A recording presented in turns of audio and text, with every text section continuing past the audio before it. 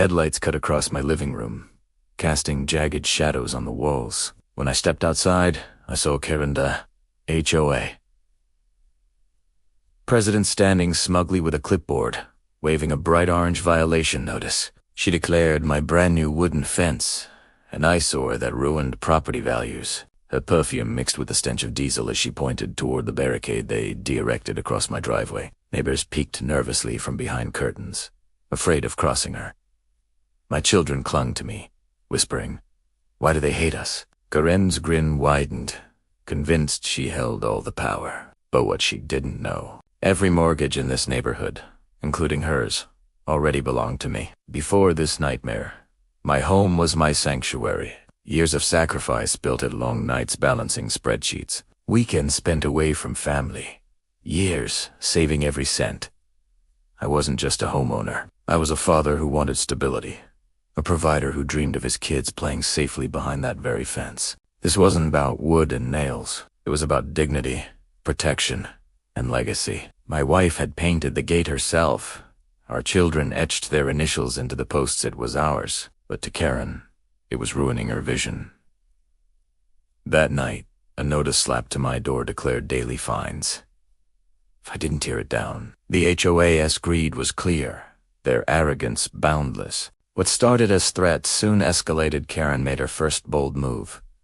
They scheduled an emergency meeting to vote me out. The harassment began like dripping poison. Letters flooded my mailbox, their sharp edges cutting my fingers as I tore them open, each one demanding hundreds of dollars in known compliance fees. The HOA plastered warnings on my fence, bright red against the cedar planks, screaming violation for every passerby to see. Karen spread rumors at community barbecues, whispering I was bankrupt, reckless, and destroying everyone's equity. Gravel mysteriously appeared in my driveway, nails scattered near my tires, even a smear of rotten eggs that reeked in the summer heat. Neighbors avoided me, afraid to be seen offering support. Each insult stung, each smear cut deeper. My family lived in fear, our nights restless, our mornings bitter. They thought they could break me.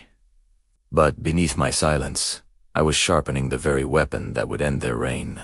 What Karen and her cronies didn't realize was that I was just another homeowner crushed under HOA arrogance. I was the bank. Every mortgage in this neighborhood, every roof, every mailbox, every flower bed ran through my financial institution and Karen's house.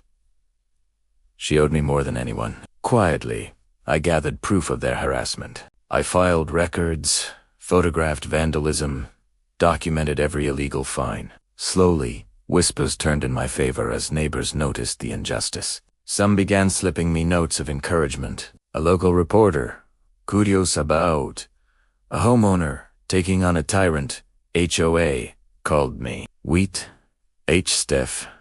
I stacked leverage higher and higher. By the time Karen hosted her special HOA meeting, I was ready. My evidence, my influence, and my authority formed a storm. And soon, the entire neighborhood would hear the thunder. Karen's boldest move came like a dagger in daylight. She and her board announced my property would be seized for chronic violations. They marched into my yard, cameras flashing, hammers ready to dismantle my fence. The smell of sawdust filled the air as their cronies swung at my posts. But I was waiting. I stepped forward, binderine, and with the local news crew rolling, and a sheriff at my side. My voice carried like steel across the cul-de-sac as I revealed the truth. Every one of them owed me money. Every property deed was tied to my bank, and their illegal actions were on record. Gasps rippled through the crowd. Neighbors stunned. Karen's face drained pale as the sheriff served her notice. The tide had turned. For once, she was the one cornered. In the weeks that followed, Karen's empire crumbled. The fines she'd issued were declared fraudulent. The HOA board dissolved, and lawsuits piled high against her. The smug smile she once wore was replaced with the glare of foreclosure papers on her own home. Neighbors, who once hid, now greeted me openly, thanking me for standing up to tyranny. My children laughed again, chasing each other behind the very fence they tried to destroy. Property values didn't collapse, they soared, now free of corruption. I even established a community fund turning former HOA dues into scholarships and repairs for families in need. As the sun dipped behind my restored home, painting the sky gold, I smiled. Tell me, what would you do if Karen came for your fence? Subscribe, because this battle is just the beginning.